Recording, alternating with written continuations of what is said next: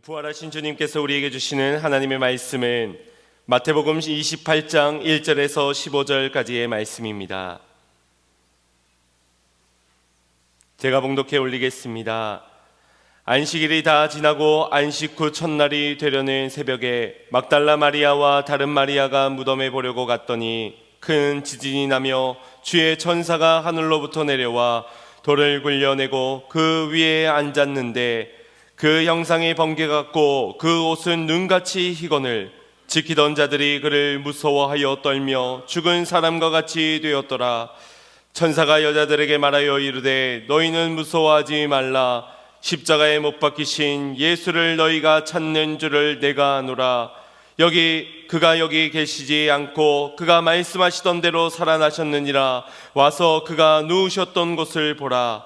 또 빨리 가서 그의 제자들에게 이르되 그가 죽은 자 가운데서 살아나셨고 너희보다 먼저 갈릴리로 가시나니 거기서 너희가 배우리라 하라. 보라, 내가 너희에게 일렀느니라 하거늘. 그 여자들이 무서움과 큰 기쁨으로 빨리 무덤을 떠나 제자들에게 알리려고 다름질할새 예수께서 그들을 만나 이르시되 평안하냐 하시거늘. 여자들이 나아가 그 발을 붙잡고 경배하니 이에 예수께서 이르시되 무서워하지 말라. 가서 내 형제들에게 갈릴리로 가라 하라. 거기서 나를 보리라 하시니라. 여자들이 갈 때 경비병 중 몇이 성에 들어가 모든 된 일을 대사장들에게 알리되 그들이 장로들과 함께 모여 의논하고 군인들에게 돈을 많이 주며 이르되 너희는 말하기를 그의 제자들이 밤에 와서 우리가 잘 때에 그를 도둑질하여 갔다 하라. 만일 그 말이 총독에게 들리면 우리가 권하여 너희로 근심하지 않게 하리라 하니 군인들이 돈을 받고 가르친 대로 하였으니 이 말이 오늘날까지 유대인 가운데 두루 퍼지니라. 아멘. 할렐루야. 살아계신 주님께서 우리 예배 가운데 함께 하시는 줄 믿습니다. 마음껏 부활의 주님을 누리시고 그 부활의 영광에 참여하시고 그 부활의 소망을 붙잡고 믿음으로 사는 저와 여러분이 되기를 간절히 소망합니다. 우리가 믿는 이 복음을 요약하여 말할 때 그리스도의 죽음과 그분의 다시 살아나신 부활을 말할 수 있습니다. 이 복음을 영어로는 굿뉴스라고 말합니다. 좋은 뉴스라는 말이지요. 그 좋은 소식이라 말할 때 영어 성경을 보면 그냥 굿뉴스가 아니라 더라는 정관사를 붙이게 되는데 그냥 일반적인 좋은 소식이 아니라 매우 특별한 아주 특정한 한 좋은 소식을 의미하는 것입니다. 그리고 그것이 바로 부활의 소식입니다. 그래서 기독교의 가장 큰 두 명절을 꼽자면 예수님이 나신 탄생일인 성탄절을 꼽고 그분이 죽으시고 다시 사신 부활절을 꼽게 될 것입니다.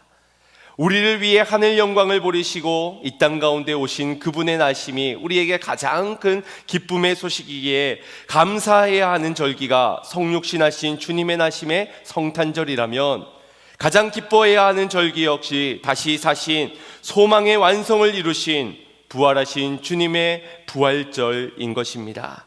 그 중에서도 이 부활의 소식을 놓친다면 우리의 인생은 결코 소망이 있을 수 없고 진정한 기쁨도 감사도 있을 수가 없습니다. 여러분들은 이 부활을 믿으십니까? 이 부활이 나의 부활이 되어 나 역시도 부활하실 것을 여러분은 믿으십니까? 어느 권사님께서 이 부활이 너무 믿어지고 또 너무 소망이 되어져서 이런 궁금증이 생기게 되셨다고 합니다. 내가 부활하게 된다면 지금의 이 늙은 모습으로 부활할 것인가 아니면 20대의 젊은 모습으로 부활하게 될 것인가? 또 하나 더, 그래서 서로가 서로를 못 알아보는 상황이 생기면 어떻게 되나? 이 권사님은 죽은 남편이 20년 전 먼저 하늘나라로 가게 되었는데 혹 이 늙어진 나의 모습을 모르고 알아보지 못하면 어떻게 하나, 그것이 걱정이었던 겁니다. 그렇다고 젊은 날의 모습으로 부활한다 해도 화장을 안 한 그 모습을 과연 알아볼 수 있을까? 못 알아보면 어떻게 하나, 그게 걱정이 되셨던 것입니다. 여러분은 어떻게 생각하십니까? 부활의 몸이 되면 지금의 모습으로 혹은 죽을 때의 모습이겠습니까? 아니면 가장 젊을 때, 혈기왕성할 때, 건강할 때 그때의 모습이라고 상상하십니까? 쌍꺼풀 수술하기 전일까요? 아니면 그 후의 모습일까요? 머리숱이 다 빠지기 전일까요? 아니면 심고 난 이후의 모습일까요? 이 물음은 부활하게 될까 안 하게 될까가 의심되어지는 것은 아닌 듯합니다. 너무 부활은 믿어지는데 과연 어떻게 될까가 궁금증이라고 할 수 있습니다. 그런데 여기에는 부활에 대한 조금의 오해가 있습니다. 부활은 단순히 죽었던 사람이 다시 살게 되는 기적을 의미하는 것이 아닙니다. 부활은 몸이 다시 살되 완전히 변화되어진 몸으로 다시 사는 것을 의미합니다. 그래서 예수님께서 공생의 기간 동안 나사로의 부활이라든지 아니면 야이로의 딸의 부활을 이루어내셨지만 그것은 진정한 의미에서의 부활은 아닙니다. 왜냐하면 그들의 몸은 다시 살게 되었지만 전혀 변화되어진 모습은 아니었기 때문입니다. 뿐만 아니라 결국 그들도 언젠가 다시 죽게 되었기 때문이지요. 그러나 부활하신 주님은 달랐습니다. 그분의 옆구리엔 창자국이, 그분의 손과 발에는 못자국이 그대로 선명하게 있었지만 그 모습은 이전의 모습과는 달랐습니다. 3년 동안이나 같이 다녔던 제자들이 알아보지 못할 정도로 그분의 모습은 달랐고 또 호련히 나타나시기도 하셨고 갑자기 사라지기도 하셨습니다. 문을 그대로 통과하기도 하셨다고 성경은 말씀하고 있지요. 부활의 몸은 썩지 아니하고 늙지도 아니합니다. 그러니 죽지 않는 몸이 바로 부활의 몸입니다. 영광스러운 몸이며 신령한 몸이라고 성경은 증언하고 있습니다. 그러니 우리가 단순히 죽었다가 다시 살게 되는 여전히 썩어질 육신의 몸을 가지고 있고 나약한 그 몸과는 완전히 다른 부활의 몸인 것입니다. 사도 바울은 이 진정한 부활을 소망하면서 이러한 고백도 드렸습니다. 고린도전서 15장 19절 20절 말씀입니다. 우리 합독해 보도록 하겠습니다. 시작. 만일 그리스도 안에서 우리가 바라는 것이 다만 이 세상의 삶뿐이면 모든 사람 가운데 우리가 더욱 불쌍한 자이러라. 그러나 이제 그리스도께서 죽은 자 가운데서 다시 살아나사 잠자는 자들의 첫 열매가 되셨도다. 아멘.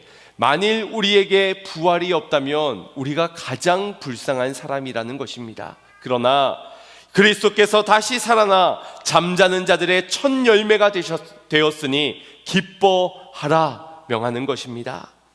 모든 인생이 겪어야 하는 가장 중대하고 심각한 고민은 아마도 죽음의 고민일 것입니다. 그런 죽음의 문제 앞에 가장 기쁘고도 가장 극적인 소식은 더할 나위 없이 부활의 소식입니다. 잠자던 우리이기 때문에 고난을 비켜갈 수 없고 죽음을 면할 수 없는 우리이기에 그런 우리에게 가장 극적이고도 가장 큰 기쁨의 소식은 바로 부활의 소식인 것입니다. 하지만 여기에는 좀 더 깊은 영적인 원리가 있습니다. 부활은 반드시 죽음이 있는 자에게 부활이 있다는 것, 고난의 시간을 지났기에 부활의 영광이 주어지게 된다는 것입니다. 만약 우리가 나의 죽음이 고백되어지지 않고 내가 죄인임을 시인하지 않는다면, 고난도 비켜가려 한다면 부활은 그저 그런 소식이 되고 말 것입니다. 아, 그래요? 십자가에 달려 죽은 사람이 부활하게 되었다고요? 참으로 대단한 일입니다. 그런데 뭐 어쨌다고요? 그래서 뭐 어쩌라고요? 그분의 죽으심이 나와 상관없다면 우리도 이와 같은 반응을 하게 될 것입니다.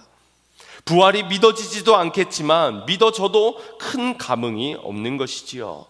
이게 바로 예수님의 부활의 소식을 들었으나 엠마오로 떠나갔던 두 제자의 모습이며 또한 다시 물고기로 잡으러 떠나갔던 제자들의 모습이기도 하며 부활을 믿는다고 고백하면서도 여전히 부활의 증인으로 살아가지 못하고 있는 우리들의 모습이기도 할 것입니다.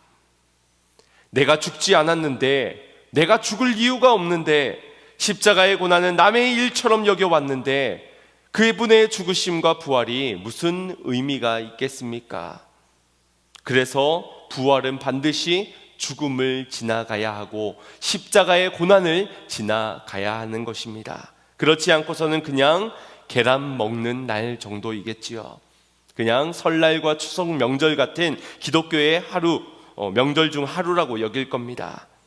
그러나 사망 권세를 이기시고 다시 사신 예수 그리스도의 부활은 하나님의 약속의 성취이며 이것은 우리를 위한 부활입니다.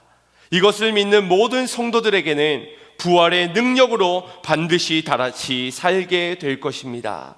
더 이상은 육신의 죄의 종노릇하며 살지 않을 수 있게 되는 것입니다. 그래서 우리네 인생에서 가장 큰 복음이 이 부활의 소식인 것이지요. 특히나 오늘날 우리가 얼마나 절망적인 현실 가운데 불안한 내일을 살아가고 있습니까? 고난의 위기 가운데 놓여져 살고 있는 우리 가운데 가장 긴박하고 가장 신속하게 들려져야 하는 소식이 바로 부활의 소식인 줄 믿습니다. 오늘 이 부활의 소식을 믿고 평안히 일어서는 저와 여러분이 되기를 소망합니다. 더 이상 절망 가운데 살아가는 것이 아니라, 두려움 속에 살아가는 것이 아니라 부활 가운데 일어나 기쁨을 이기지 못하고 예배자로 승리하시기를 축복합니다. 왜냐하면 우리 모두가 죄인이기 때문이고 그 죄로 인해 죽었기 때문입니다. 누구도 해결할 수 없는 절망의 문제이기 때문에 예수의 나심이 우리에게 빛이요 소망이 되는 것입니다. 저 무지한 세상 사람들이 이것을 믿어주지 않는다 하더라도 그들에게도 가장 필요한 소식이 이 부활의 소식이기 때문에 우리는 지체하지 말고 전파해야 할 줄로 믿습니다. 많은 역사학자들이 공통적으로 주장하는 것이 예수님은 실존하였던 인물이라는 사실입니다. 성경이 아니더라도 여러 역사적 자료 증거들을 보면서 증명되어지는 것이 이 예수님은 허구적인 인물이 아니라 실존했던 인물이다라는 것이 거의 대부분의 학자들의 공통되어진 의견입니다. 하지만 성경에 기록되어진 것처럼 예수님이 공생의 기간에 베풀었던 수많은 기적들, 그것은 부인하려 합니다. 그가 실존했던 인물인 것도 알겠고 위대한 성인까지는 될 수 있겠지만 어떻게 그런 기적을 베풀 수 있는가? 그것은 불가능하다고 말하는 겁니다. 그리고 그것을 불가능한 이유에 대해서 여러 가지 다각적으로 입증해 내려 합니다. 오늘날 그것을 행할 수 없기 때문에, 과학적으로 상식적으로 불가능한 것이기 때문에 이 자리에 계신 분들 중에서도 예수님이 무리를 걸으셨다는 것이나 물이 포도주로 바뀌어지게 되었다는 것, 또는 오병이어의 기적과 같은 말도 안 되는 기적이 베풀어졌다는 것을 안 믿는 분이 계실지도 모르겠습니다. 믿어지는 분들도 성경이 살아있는 하나님의 말씀으로 믿어지기 때문에 그래서 이것도 예수님이 행하신 기적도 믿는 것이지, 사실 그 기적을 내가 경험해 보았거나 혹은 입증해 낼 수 있는 분은 여기에 아무도 없으실 겁니다. 무슨 논리를 가지고 물 위를 걸었다라는 것을 설명해 낼 수 있겠습니까? 어떤 방식으로 물이 포도주로 바뀌어낸 걸 우리가 입증해 낸단 말입니까? 그저 그분이기에 가능한 것이고 내가 믿어지기 때문에 믿는 거다라고 말할 뿐이겠지요. 그러나 예수님께서 베푸신 기적 중 최고의 절정의 기적은 부활일진데, 이 부활의 기적은 우리가 입증할 수 있습니다. 예수님이 장사되었던 그 빈 무덤이나 혹은 여러 가지의 기록들도 그러하겠지만 무엇보다도 이 부활을 목격한 제자들의 증언과 초대교회의 존재가 바로 그 입증할 증거들인 겁니다. 여러분, 부활을 목격했다고 전하고 다녔던 제자들은 모두가 핍박을 당하고 또 결국 순교하게 되었습니다. 한 사람도 빠짐없이 말입니다. 초대교회도 이 예수님의 부활하심을 믿는 자들의 모임이 이 초대교회인데 그들 역시도 많은 고난과 고초를 당하였습니다.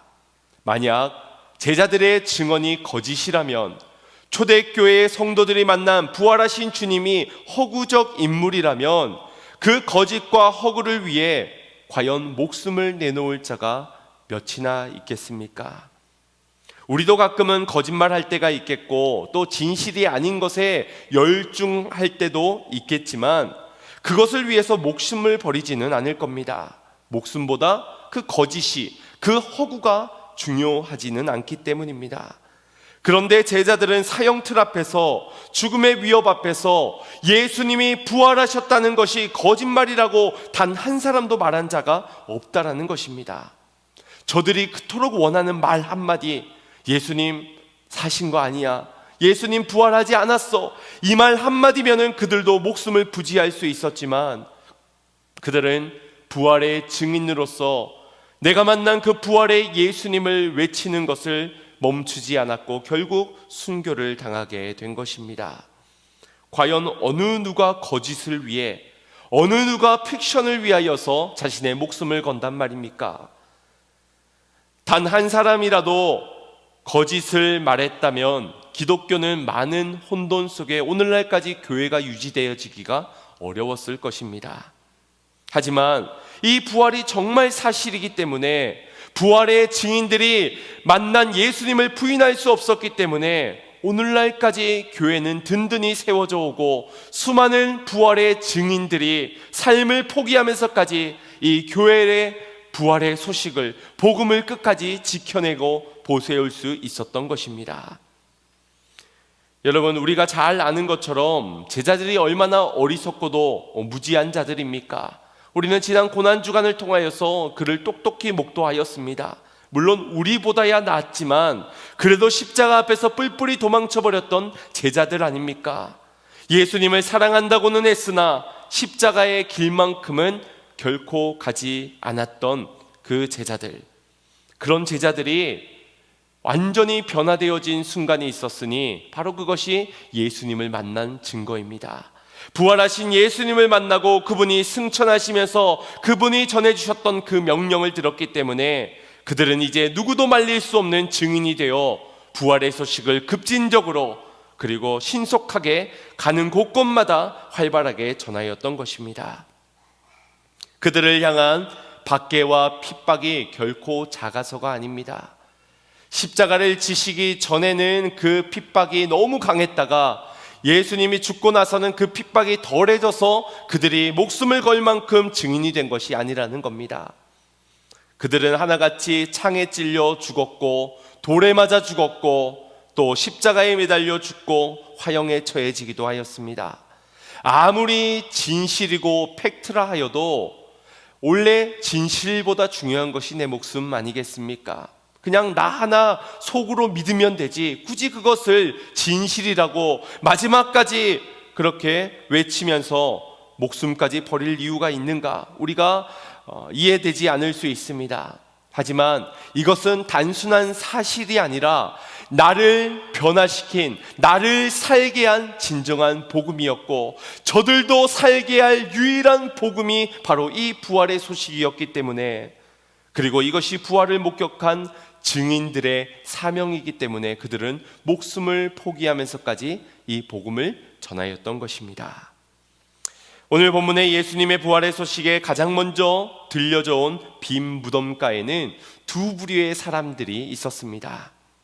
먼저는 부활을 보고 믿게 된 여인들과 이 부활을 보고도 부인하고 거짓말로 가리려 하는 자들입니다.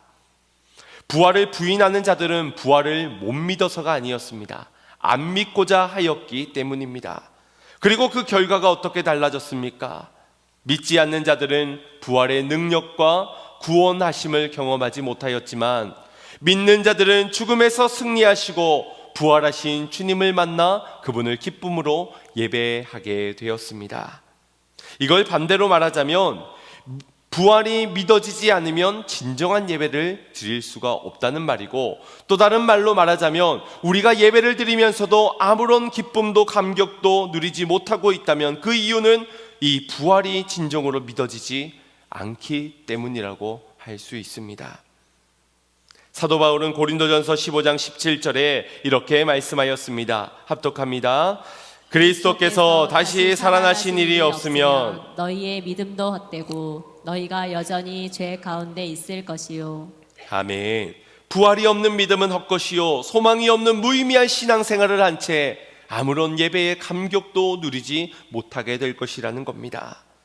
진정한 예배는 바로 나를 위해 죽으시고 나를 위해 부활하신 그 부활의 주님을 만난 자만이 진정으로 예배를 드릴 수 있는 줄 믿습니다. 예수님을 사랑한 두 여인은 빈 무덤에 예수님의 시체를 장사하기 위하여 그곳을 향하였습니다. 그러나 빈 무덤이 된 그곳에서 예수님을 만나지 못하였고 천사를 통하여서 믿지 못할 부활의 첫 소식을 듣게 되었습니다. 여러분, 빈 무덤만 보고 믿어서는 안 됩니다. 누구도 빈 무덤은 만들 수 있지 않습니까? 아무리 놀라운 말도 설명할 수 없는 기적이 내 눈앞에 보여진다 하더라도 늘 말씀으로 점검하고 확인해야 합니다. 이것이 되어지지가 않으니까 사입이나 이단에 빠져버리는 겁니다. 조금 혹할 만한 빈 무덤을 보게 된 것이지요. 그러나 빈 무덤은 능력이 없습니다. 부활하신 예수님에게, 곧 말씀에게, 오늘도 살아 운동력 있는 이 말씀에만 능력이 있는 것입니다. 그래서 천사는 6절 말씀에서 그가 여기에 계시지 않고 그가 말씀하시는 대로 살아나셨느니라, 말씀하시는 대로 다시 한 번 더 그녀들에게 지난날 예수님이 하셨던 그 말씀을 상기케 하며 부활하심을 믿도록 그녀들의 마음과 시선을 이끌어 주고 있습니다. 그가 누우셨던 곳을 보라, 말씀하신 대로 그가 살아난 것이다. 왜 그녀들에게 이토록 부활의 소식, 첫 소식이 들려지게 된 것일까요? 선착순으로 가장 빨리 무덤가에 왔기 때문에 그녀들에게는 들려진 것일까? 그것도 사실이기는 하지만 이건 그녀들이 사명자이기 때문입니다. 그녀들에게 보라 하고 말씀을 들려주며 믿게 한 그 이유는 그녀들이 사명자이기 때문에, 사명이 있기 때문이었습니다. 그리고 바로 이어서 천사들은 이런 명령을 전하게 되지요. 7절입니다. 시작. 또 빨리 가서 그의 제자들에게 이르되 그가 죽은 자 가운데서 살아나셨고 너희보다 먼저 갈릴리로 가시나니 거기서 너희가 배우리라 하라. 보라, 내가 너희에게 일렀느니라 하거늘. 아멘. 이 부활의 소식만큼, 이 부활의 증인이 되는 사명만큼은 얼마나 긴박하고 신속하게 전해져야 하는지를 이 천사의 명령을 통해서 발견하게 됩니다. 빨리 가서 이르되 먼저 보라, 너희에게 일렀느니라. 이런 단어들을 볼 때 이 부활의 소식만큼은 지체 없이 빠르게 전파되어져야 하는 명령이라는 것을 뒷받침해주는 그런 말씀입니다. 그런데 이 명령을 들은 여인들에게는 기쁨의 마음도 있었지만 함께 두려운 마음도 존재하였습니다. 가서 전해야 하는데 이것이 여인으로서는 매우 감당하기 힘든 사명이었기 때문입니다. 아니, 나도 지금 잘 믿어지지가 않는데 눈으로 이 빈 무덤을 보고 그 영포가 벗겨진 그 자리를 보고 이 큰 돌이 옮겨진 것을 내가 보고도 믿기가 힘든데 과연 누가 믿어주겠는가? 한낱 여인을, 심지어 이 막달라 마리아는 지난날 7 귀신이 들렸던 그 여인입니다. 오히려 저주를 받으면서 무시를 당하지 않겠습니까? 그러나 그녀들에게는 어떻게 해서든 제자들에게까지는 이것을 알려야겠다라는 사명감이 있었습니다. 그래서 열심히 다름질하였습니다. 아마 그녀들은 뒤도 돌아보지 않고 한 걸음에 이 제자들을 향해서 나아갔을 겁니다. 식사하지 않은 것도 잊었을 것이고요, 오전에 있었던 그 약속도 잊었을 것이고요, 하루에 꼭 해야 하는 그 일상의 일들도 잊고선 단 하나, 이 전해야 하는 부활의 소식을 전해야 한다는 사명감으로 충만하였을 것입니다. 이것은 단순히 사명이기 때문에 달려간 것이 아닙니다. 그 먼저 부활이 믿어졌기 때문에 달려갈 수 있었던 것입니다. 왜냐하면 믿어지지 않았다면 겨우겨우 느릿느릿 걸어갔을 것이기 때문입니다. 이것이 우리의 신앙생활의 모습도 그것을 반증해 줍니다. 부활을 전하는 자가 먼저 부활을 확실히 믿어야만 이것을 담대하게 증거하지, 나도 믿어지지가 않는데 가서 무엇을 전할 수 있겠습니까? 뜨뜻미지근한 신앙생활의 이유는 바로 그 때문입니다. 주님, 내 예배를 받으시려면 받으시고 말려면 마시고요. 사역, 좀 힘든데 뭐 해도 그만이고 다음에 해도 되는 것이지요. 복음에 대해 묻는 자에게 내가 전하겠지만 묻지도 않는 자에게 내가 가서 복음을 왜 전합니까? 나도 아쉬울 것이 없습니다. 들으려면 듣고 말려면 말지어다. 이것이 바로 믿어지지 않는 자들의 신앙생활일 것입니다. 그러나 여인은 부활이 믿어졌기 때문에 여전히 두렵긴 하지만, 저들의 반응이 어떻게 될지는 눈에 보듯 뻔하지만 증인으로서 믿어졌기에 달려갔던 것입니다. 그때에 부활하신 예수님은 그녀들에게 가장 먼저 나타나 이런 인사를 건네십니다. 9절 말씀입니다. 시작. 예수께서 그들을 만나 이르시되 평안하냐 하시거늘 여자들이 나아가 그 발을 붙잡고 경배하니. 아멘. 평안하냐 인사하십니다. 그것은 두려운 마음이 있는 것을 몰랐기 때문이 아닙니다. 평안을 선포하고 계시는 겁니다. 그리고 평안을 이미 너희에게 주었으니 평안할 수 있다라는 것입니다. 주님은 우리가 가능하지 않은 일을 명령하시지 않습니다. 용서할 수 있기 때문에 용서하라 하시고 사랑할 수 있기 때문에 원수도 사랑하라 하십니다. 그런데 사실 나는 나를 알기 때문에 그것 할 수 없다라고 말합니다. 불가능하다고 말합니다. 부활, 그것은 불가능합니다. 그래서 내가 믿을 수 없다라고 이야기를 하지요. 그러나 주님은 평안하냐, 평안하라 명하실 때는 평안할 수 있도록 모든 것을 이루셨기 때문에 평안을 주는 겁니다. 즉 부활하셨기 때문에, 사망 권세를 이기셨기 때문에, 죽음에서 생명으로 거듭나게 하셨기 때문에 평안을 선언하고 계시는 겁니다. 사명도 마찬가지고 예배도 마찬가지입니다. 이렇게 어려운데 어떻게 예배하고, 이렇게 바쁜데 어떻게 사명을 감당합니까 주님? 우리는 늘 현실을 보며 불가능하다 말하지만 주님이 우리에게 명령하여 주실 때에는 가능하기 때문에 명하시는 겁니다. 우리를 용서하셨기 때문에 용서하라 하는 거고, 나 같은 원수된 자를 사랑하셨기 때문에 사랑하라고도 하는 겁니다. 깨어 기도할 충분한 기도 제목이 있기 때문에 기도할 힘도 믿음도 주시며 우리로 깨어 기도하라고도 명하시는 것이지요. 말씀하신 대로 이미 부활하셨다는 소식을 들었기에 믿고는 있었지만 그 부활의 주님을 다시 보게 되자 감격을 이기지 못하고 그녀들은 그분의 발 앞에 엎드려 그 발을 꼭 붙잡고 경배를 올려드립니다. 성경에는 그녀의 표정이나 또 감정, 느낌, 그녀들이 어떠한 말로 경배하였는지는 기록되어져 있지 않지만 이 모습, 예수님의 발을 꽉 붙들고 있는 그 모습에서 드려진 예배의 모습만 보더라면 그녀들이 얼마나 이 시간 기쁨을 누리고 있고 얼마나 감격스러웠을지, 얼마나 이 주님께 경배하는 시간이 소중했을지를 생각해 보게 됩니다.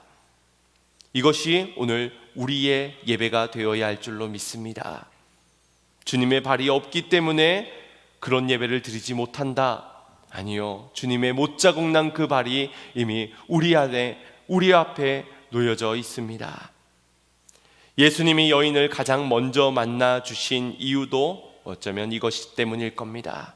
이렇게 나를 간절히 기다리고 내 발을 간절히 붙들며 부활의 기쁨을 누리며 예배할 자들이 바로 그녀들이었기 때문에, 우리의 예배도 정말 부활을 믿는다면, 우리를 위해 다시 사셨음을 믿는다면 그 주님 앞에 겸손히 엎드려져 간절히 말씀을 붙잡고 부활의 복음을 붙잡고 감격하며 예배해야 할 줄로 믿습니다.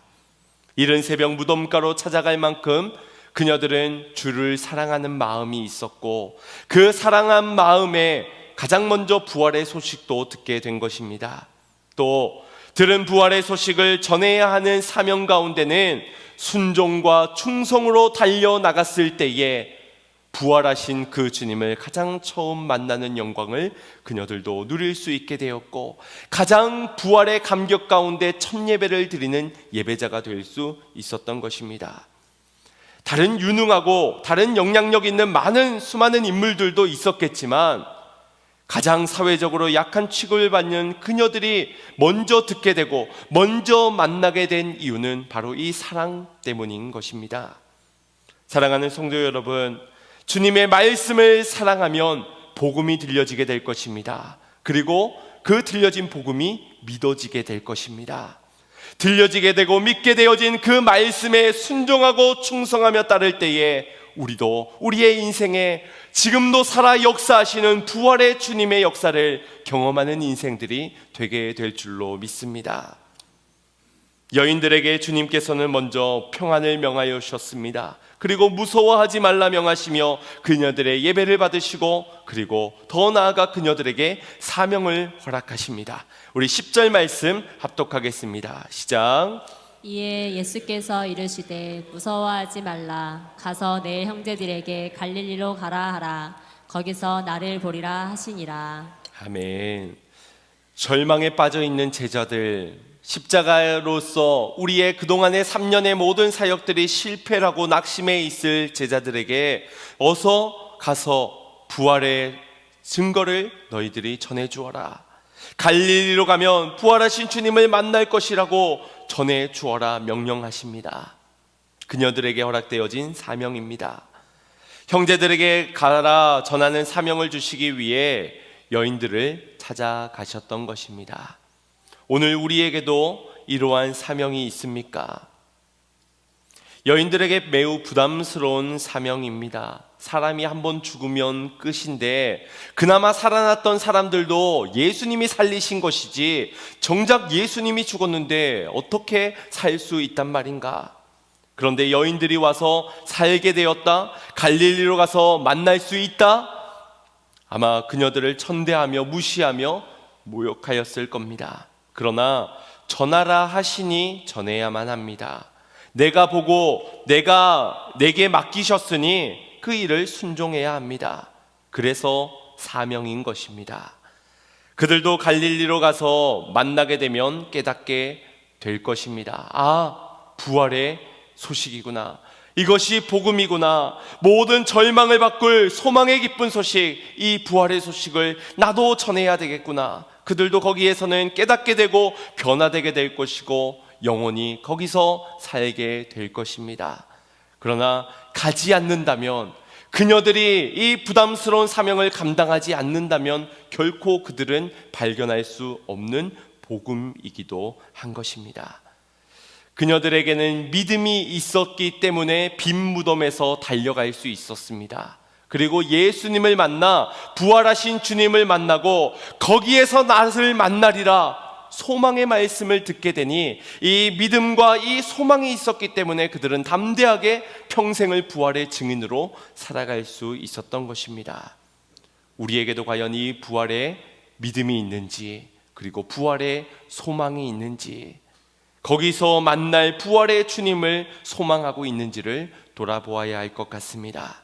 왜냐하면 오늘 무덤을 지키던 로마의 경비병들은 그의 부활의 소식 앞에 다른 태도를 취하였기 때문입니다.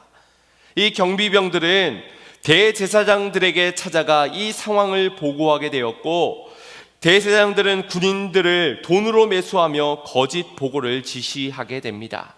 로마의 군병들이라고 한다면은 이 로마의 황제에게나 총독에게 찾아가야 되는 것이 이 바른 위계 질서고 보고 체계입니다. 그런데 그들이 총독이 아닌 대제사장들에게 찾아가는 이유가 분명히 있어 보입니다.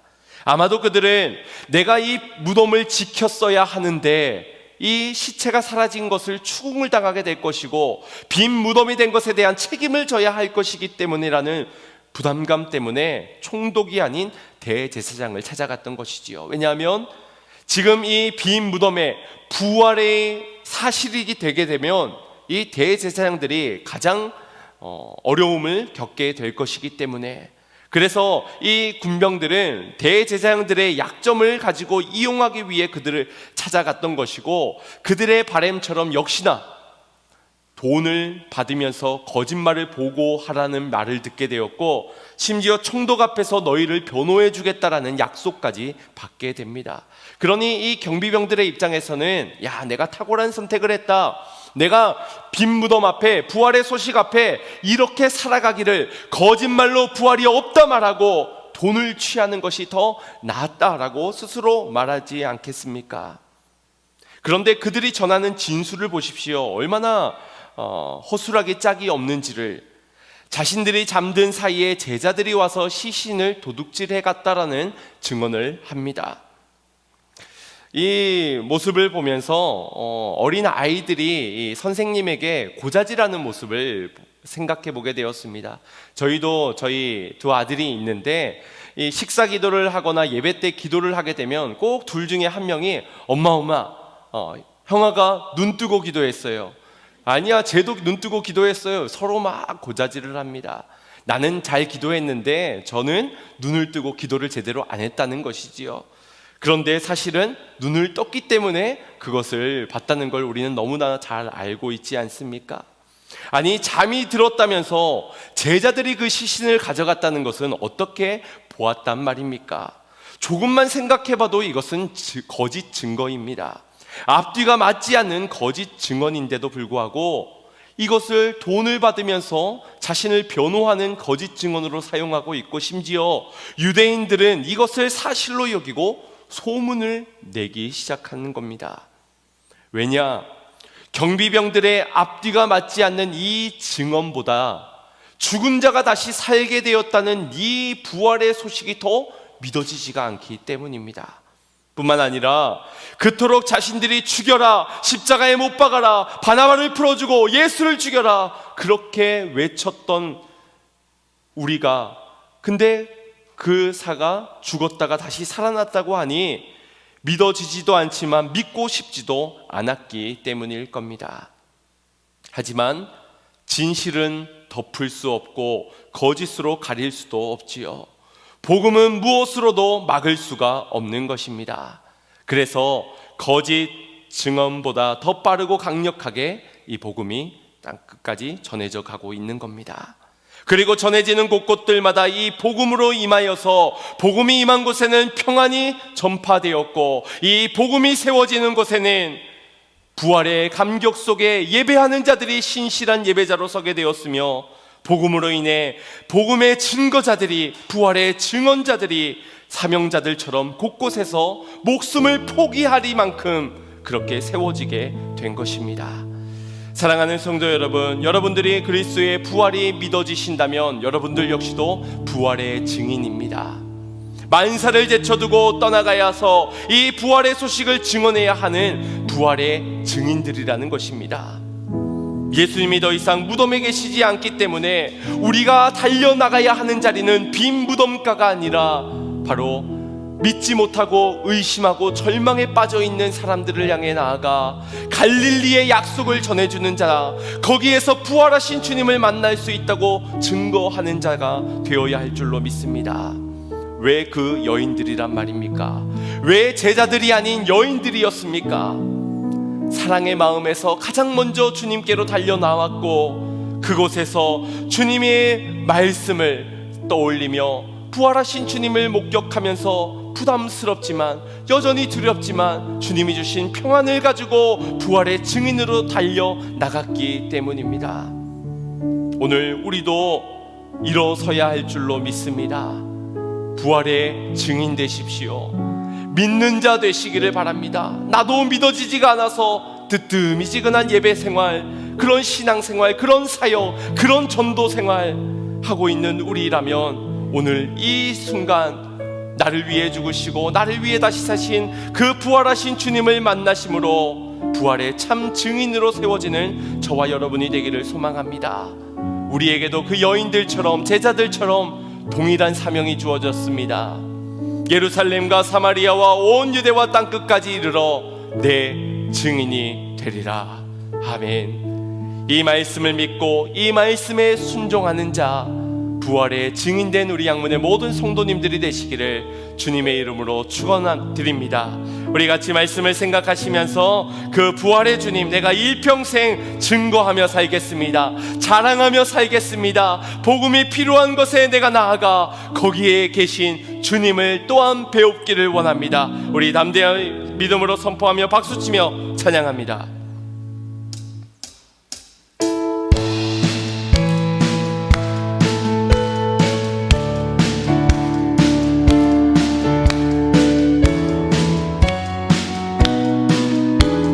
주 하나님 독생자 예수, 주 하나님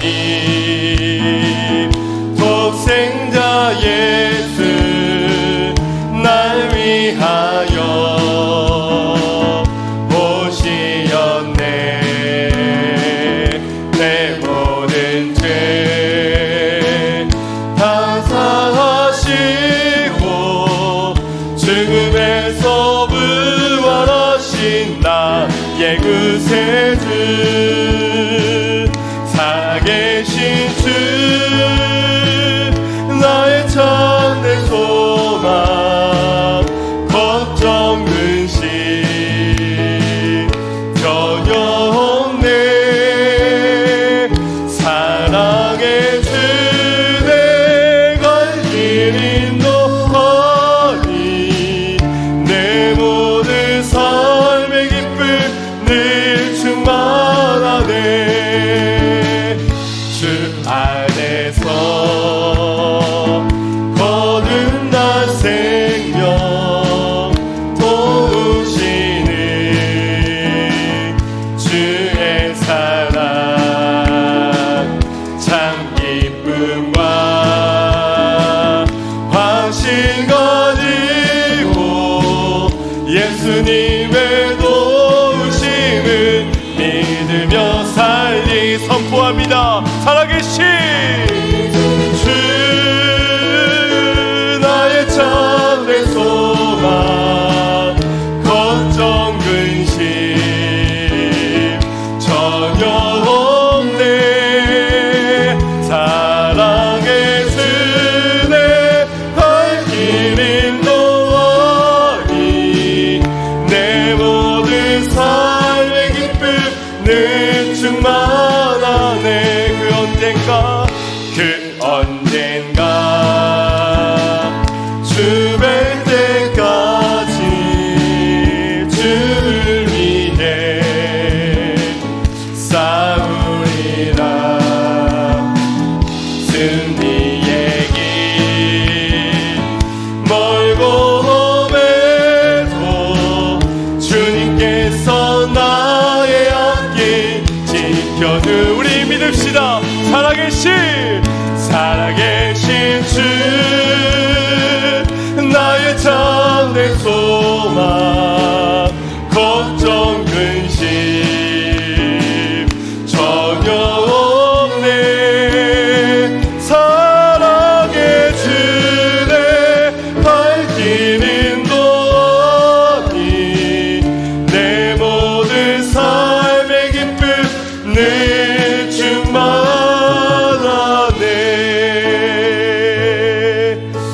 무엇이 두렵고 무엇이 걱정이 되겠습니까? 주님이 살리실 건데 말입니다. 내게 믿음이 없는 것조차도 주님이 믿음을 주실 건데 말입니다. 주님이 만나 주실 것이고 주님이 사하여 주실 것이고 주님이 증인될 수 있도록 믿음을 더하여 주실 것이고 사명의 길을 동행하여 주실 것인데 무엇이 두렵겠습니까? 오늘 결단하기를 원합니다. 부활이 믿어진다면, 말씀이 믿어진다면, 나와 함께 하겠다는 약속이 믿어진다면 주여 부활의 증인으로 살겠습니다. 사는 날 동안 절망 가운데 놓여져 있는 자들에게 부활하신 주님을 증거하겠사오니 주여 나로 부활의 증거되게 하여 주시고 증인으로 사는데 부족함 없도록 인도해 달라고 우리 이 시간 주여 몸을 듣고 합심하여 기도합시다. 주여